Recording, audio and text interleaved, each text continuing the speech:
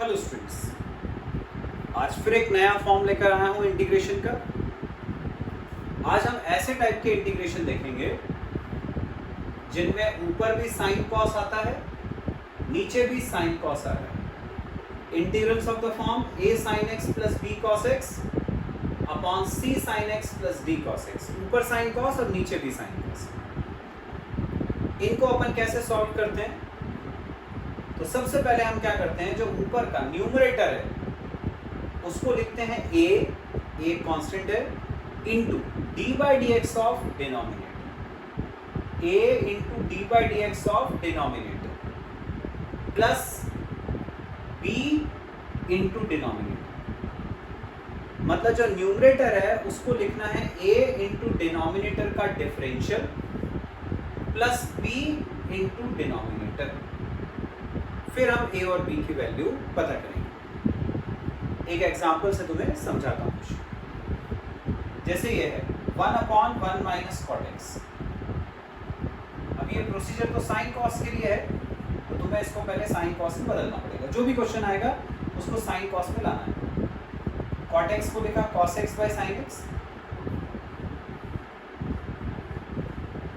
ये cos X by sine X. LCM लिया, यहाँ आ जाएगा sine X minus cos X upon sine X, upon वाला साइन एक्स ऊपर, ये ऐसा आ गया sine X upon sine X minus cos X D X, ऐसा हो गया। न्यूमरेटर हो गया साइन एक्स। तो अब उस न्यूमरेटर को जैसे मैंने समझाया वैसे लिखिए। न्यूमरेटर वाला साइन एक्स इक्वल ए इंटू डिनोमिनेटर का डिफरेंशियल, इसका डिफरेंशियल साइन एक्स का cos x minus cos x का प्लस साइन एक्स, ये हो गया डिनोमिनेटर का डिफरेंशियल। तो a into D by D x of denominator plus b into denominator, मतलब ये पूरा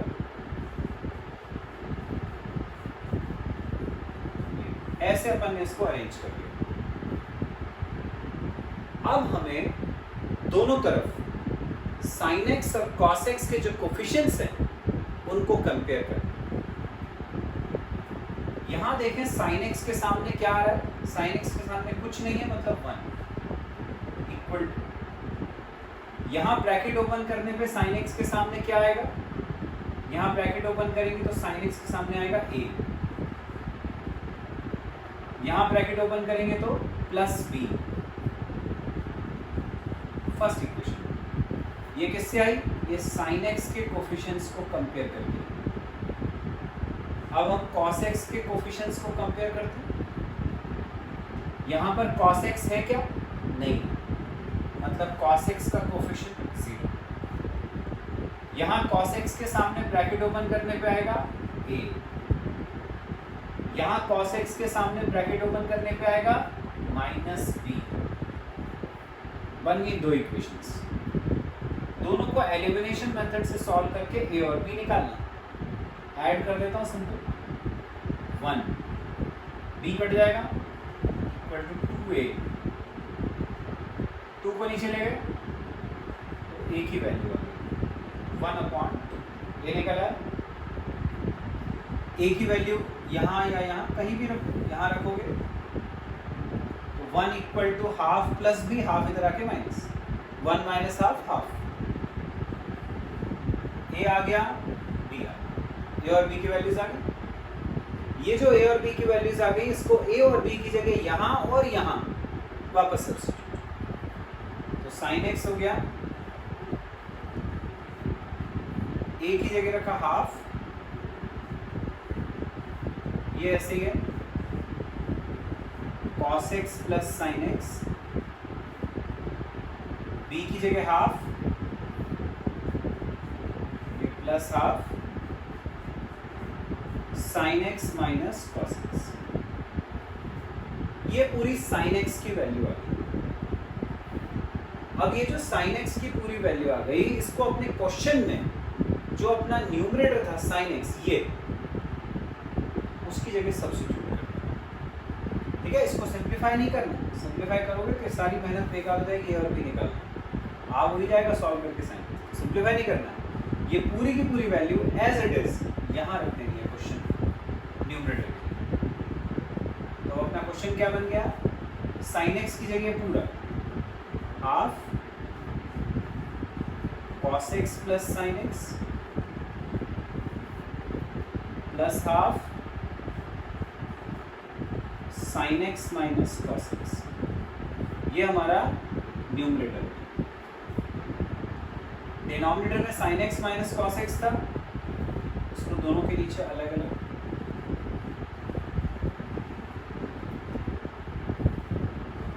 ये हमने इसको दोनों के नीचे सेपरेटली लिख लिया dx, ऐसा आ गया। ये जो पूरा एक इंटीग्रेशन है इसको अपन दो इंटीग्रेशन में कन्वर्ट करें, एक ये फर्स्ट वाला dx, एक ये सेकेंड वाला हाफ हम बाहर निकालेंगे। अब देखें सेकेंड वाले में क्या हुआ, सेकेंड वाले में तो ये कट जाएगा ऊपर नीचे, यदि तुम सही करोगे तो हमेशा ऐसे ही होगा, सेकेंड वाला हमेशा ऊपर नीचे कैंसिल होगा। फर्स्ट वाले में देखो क्या हाफ तो बाहर हो जाएगा, यदि तुम नीचे वाले को डिफरेंशिएट करो तो देखो क्या होगा, साइन एक्स का डिफरेंशियल कॉस एक्स का माइनस साइन एक्स, तो इसका डिफरेंशियल ही आ रहा है ऊपर। अपन ने शॉर्ट ट्रिक पढ़ी थी, जब नीचे का डिफरेंशियल ऊपर आता है तो अपन उसको लॉग ऑफ द डिनोमिनेटर लिख सकते हैं, तो हम इस पूरे को लिख लेंगे लॉग ऑफ द डिनोमिनेटर। तो हाफ ऐसे ही रहेगा, ये हो गया लॉग ऑफ द डिनोमिनेटर, ये ऐसा प्लस 1/2 ऐसे ही रहा, यहाँ कट के 1 बचा था, 1 का इंटीग्रेशन x प्लस ये इंटीग्रेशन कांस्टेंट c हो गया। अब बच्चों जो अभी अपन ने फॉर्म पढ़ा इंटीग्रेशन का, उसी के जैसा एक और फॉर्म है, दोनों में डिफरेंस क्या है बताता हूँ। a sin x plus b cos x plus c upon p sin x plus q cos x plus r। पिछले फॉर्म में सिर्फ साइन और सिर्फ कॉस आता था, कांस्टेंट नहीं आता था। अब इसमें तुम देखो कांस्टेंट आ रहा है यहाँ पे, यहाँ पे। तो जब कहीं एक जगह भी कांस्टेंट आए, चाहे डिनोमिनेटर में हो चाहे न्यूमरेटर में हो, तब थोड़ा सा कुछ बदल जाता है। क्या हो जाता है, न्यूमरेटर इक्वल टू करना है a इंटू डिनोमिनेटर का डिफरेंशियल, वैसे जैसे अभी तक कर रहे थे, प्लस b इंटू डिनोमिनेटर, ये भी वैसे जैसे भी कर रहे थे, प्लस एक कांस्टेंट और आ जाएगा इससे, जो पिछली बार में नहीं था। पिछली बार वाला जो फॉर्म था उसमें हम लिखते थे a इंटू डिनोमिनेटर का differential plus b into denominator, ये प्लस c नहीं लगाते थे, वो अपन को लगाना है उन क्वेश्चंस में जिसमें यहाँ पर कांस्टेंट या यहाँ पर कांस्टेंट आता है। एक एग्जांपल जैसे कि 5 cos x plus 6 upon this, दिख रहा है तुम्हें ये कांस्टेंट आ रहा है, मतलब वो ये वाला फॉर्म। तो numerator 5 cos x plus 6 equal to, जैसे मैंने ऊपर समझाया, a इंटू डिनोमिनेटर का डिफरेंशियल, इसका डिफरेंशियल 2 cos x का माइनस साइन एक्स, तो minus 2 sine x plus sine x का cos x plus cos x plus 3 का डिफरेंशियल 0। ये तो हो गया a into D by D x of denominator plus b into पूरा डिनोमिनेटर, ये पूरा 2 cos x plus sine x plus 3, ये हो गया b into denominator plus c। ठीक है, यहाँ तक। अब क्या करते थे अपन, कोफिशिएंट्स कंपेयर करते थे, दोनों तरफ साइन एक्स के सामने क्या है, दोनों तरफ कॉस एक्स के सामने क्या है। इस बार साइन एक्स का कोफिशिएंट तो कंपेयर करना ही, कॉस एक्स का भी करना है, कॉन्स्टेंट्स को भी कंपेयर करना है। सबसे पहले साइन एक्स का कोफिशिएंट किया, साइन एक्स के कोफिशिएंट्स को कंपेयर किया। यहाँ साइन एक्स आ रहा है क्या, नहीं आ रहा है, 0। यहाँ साइन एक्स के सामने ब्रैकेट ओपन करने पे आएगा -2a,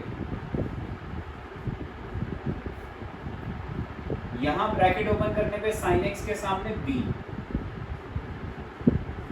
ये अपनी फर्स्ट इक्वेशन है। अब हम cos x के कोफिशिएंट्स कंपेयर करेंगे। cos x का कोफिशिएंट यहाँ पर 5, cos x का कोफिशिएंट यहाँ पर a, ब्रैकेट ओपन करने पे आएगा a cos x के सामने a, यहाँ पर 2b plus 2b, second equation. अब कॉन्स्टेंट्स कंपेयर करें। कॉन्स्टेंट्स, लेफ्ट साइड में कांस्टेंट 6, राइट हैंड साइड में कांस्टेंट। यहाँ इनटू करोगे तो ये तो साइन एक्स और कॉस एक्स आ रहा है, यहाँ कांस्टेंट नहीं आ रहा। कांस्टेंट मतलब जिसमें एक्स नहीं हो। जब b से ब्रैकेट ओपन करोगे तो यहाँ cos x और sin x वाली टर्म आएगी। जब b इंटू 3 होगा तो यहाँ आएगा 3b, वो विदाउट x आ रहा है, तो वो हो गया कांस्टेंट 3b प्लस ये वाला कांस्टेंट, यहाँ भी x नहीं आ रहा, ये भी कांस्टेंट। ये हो गई हमारी थर्ड इक्वेशन। ये 3 इक्वेशंस बन गई। अब इनको सॉल्व करके a, b और c निकालना। तो इन दोनों इक्वेशंस को एलिमिनेशन मेथड से सॉल्व करने की कोशिश करें। फर्स्ट फॉर्म ने ऐसे ही रखा, सेकेंड वाली में सबको 2 से इंटू कर दिया, यहाँ 2a लाने के लिए। ये हो जाएगा 10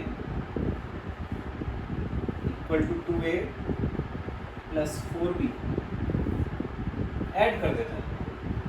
ये हो गया 10, ये कट गया 5b, b की वैल्यू 2 आ गई। अब ये b की जगह 2 हम यहाँ रख देते हैं, यहाँ पे तो 2a इक्वल टू 2, a की वैल्यू 1 आ गई। b की वैल्यू इसमें रख देते हैं, c निकल आएगा। b की जगह रखा 2, so 2 is 6, जैसा कि -6 minus 6 0, c की वैल्यू 0 a, b और c तीनों निकला। अब ये जो a, b और c की वैल्यू है उसको हम a, b और c की जगह यहाँ, यहाँ और यहाँ सब्स्टिट्यूट करें। तो क्या आ गया हमारा 5 cos x plus 6 equal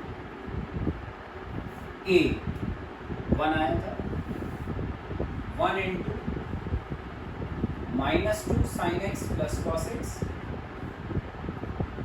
plus b हमारा 2 आया था, प्लस 2 इंटू, ये ब्रैकेट ऐसे ही रहेगा, 2 cos x plus sin x plus 3 plus c 0 था, उसको छोड़ दिया मैंने। तो ये पूरी वैल्यू आ गई 5 cos x प्लस 6।